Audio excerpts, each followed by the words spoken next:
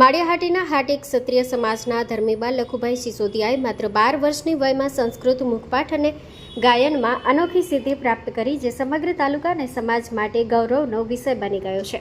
તારીખ 2 ફેબ્રુઆરી 2026ના રોજ વડોદરામાં સ્વામિનારાયણ સંપ્રદાયની BAPS સંસ્થા દ્વારા આયોજિત ભવ્ય ધાર્મિક કાર્યક્રમમાં અંદાજે 12,723 બાળકો દ્વારા હિન્દુ પરંપરા મુજબ સત્સંગ, દીક્ષા, મુખપાઠના 315 શ્લોકોનું સમૂહ ગાન કરાયું હતું.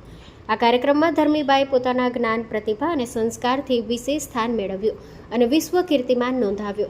ધર્મીબા સિસોદિયાનો પરિવાર પેઢીઓથી આધ્યાત્મિક સંપ્રદાય સાથે જોડાયેલો છે.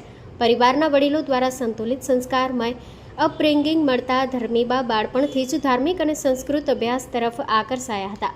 આ સિદ્ધિના કારણે માળિયાહાટીના તાલુકા અને હાટી ક્ષત્રિય સમાજના ગૌરવ અને આનંદની લાગણી પ્રસરી છે. સમાજના આગેવાનો અને ગ્રામજનો દ્વારા ધર્મીબાને આશીર્વાદ અને શુભેચ્છાઓ પાઠવવામાં આવી છે. આ સિદ્ધિથી નાની ઉંમરના બાળકોને સંસ્કાર, અધ્યાત્મ અને શિક્ષણ પ્રત્યે પ્રેરણા મળશે તેવી આશા વ્યક્ત કરવામાં આવી છે.